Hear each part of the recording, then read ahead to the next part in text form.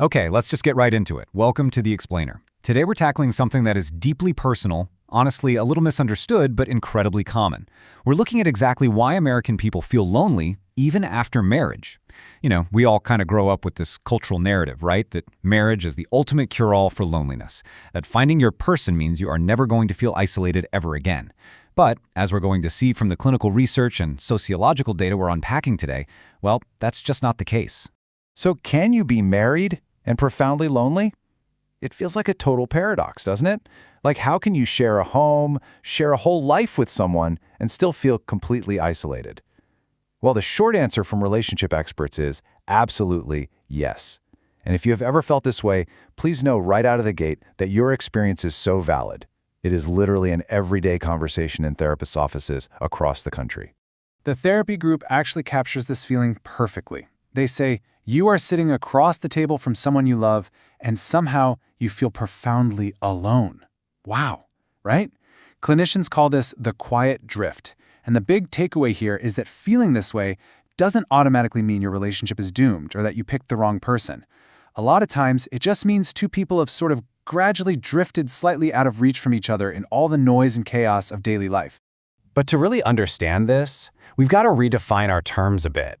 We have to separate the physical reality from the emotional one. Being alone is just a physical state of solitude.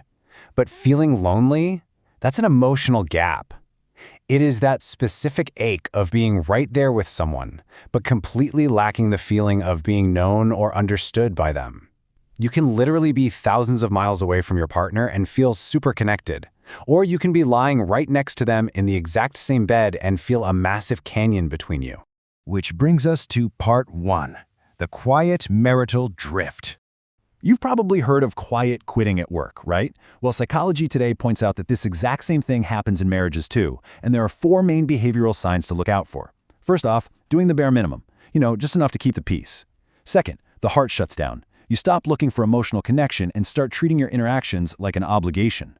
Third, viewing the partnership as a business deal, like an unbreakable contract instead of a romance. And fourth, apathy, a general lack of concern where the relationship just slips into indifference. And we really need to talk about that word apathy, because we tend to think the opposite of love is hate, but it's really not. It's apathy. Paradoxically, if you and your spouse are suddenly arguing way less, that might actually be a giant red flag. Think about it. Conflict actually takes energy. It takes investment. So when you don't even have the energy to hash out your differences anymore, it kind of means you've subconsciously decided the relationship just isn't worth the effort. And that right there is exactly where deep loneliness takes root. Number 2, the problem of phubbing. So, as if the natural drift wasn't enough, modern couples, especially Gen Z and millennials, have this totally new enemy to deal with. Have you ever been, right in the middle of a sentence and realized your partner is completely absorbed in their smartphone? Yeah, that is called phubbing, a mashup of phone and snubbing. And sure, it sounds like a goofy internet buzzword, but in clinical psychology, it's recognized as an absolute silent killer of daily intimacy. It's literally prioritizing a glowing rectangle over the living, breathing humans sitting right across from you. And the data fully backs this up. Research from the RC Academic Journal looked specifically at Gen Z marriages, and they found a direct negative correlation between partner phubbing and marital satisfaction. Basically, the more a partner feels phubbed, the lower their reported happiness and the higher their feelings of loneliness. The physical presence is totally there, but the emotional attention, it's been completely hijacked by a screen. But why does a simple glance at a phone hurt so much? Well, it boils down to social pain theory.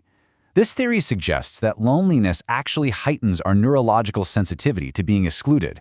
So when your partner casually looks away at a notification, your brain doesn't just say, "Oh, they're distracted." It registers a profound cue of emotional rejection and exclusion. It is actually triggering the exact same pathways in your brain as physical pain. Wild, right?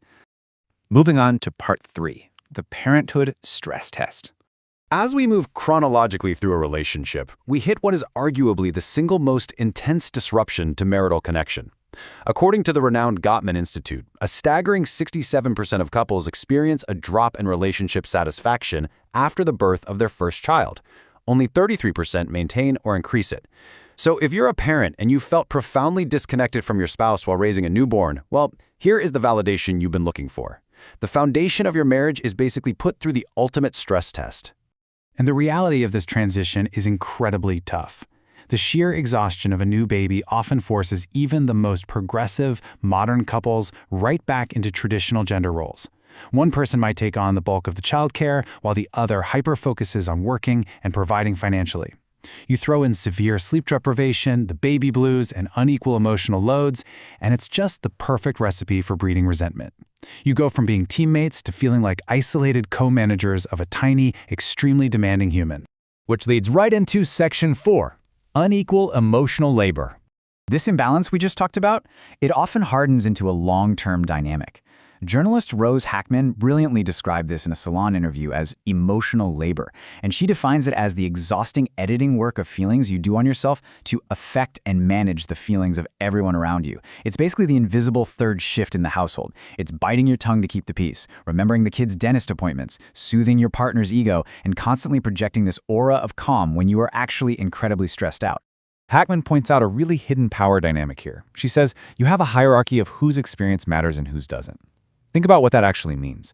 When one partner, and let's be honest, very often it's the woman, though definitely not always, when they're expected to constantly cater to the emotional needs of the family, they are fundamentally being placed at the absolute bottom of the relationship hierarchy.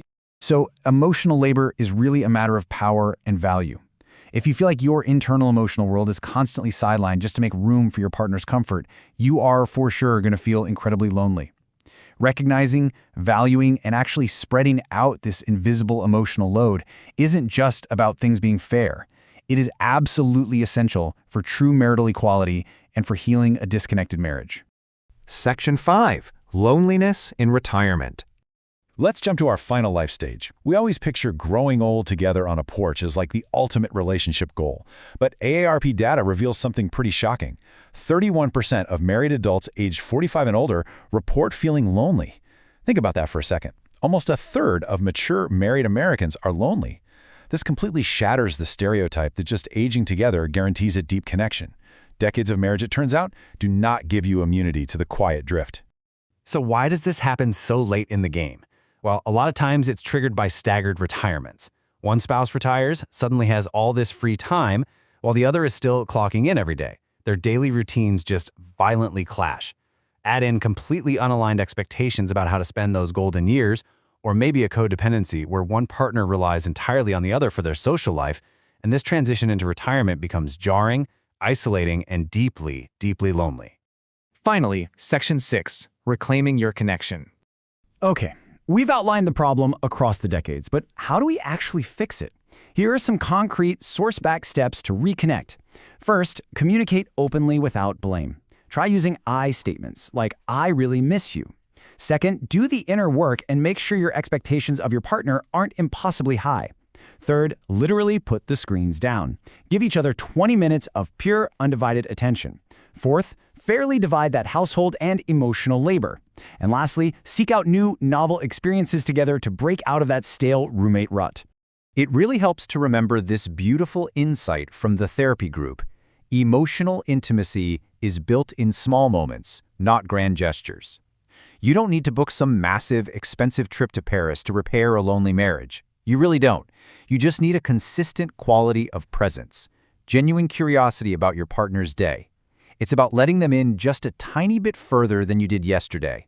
Which leaves us with this final, important question. What small step will you take today to close the gap? Will it be putting your phone in another room during dinner? Asking a genuine question? Or maybe just naming the distance between you without pointing fingers? The power to shift this dynamic is entirely in your hands. Thanks for joining me for this explainer, and I highly encourage you to go take that step today.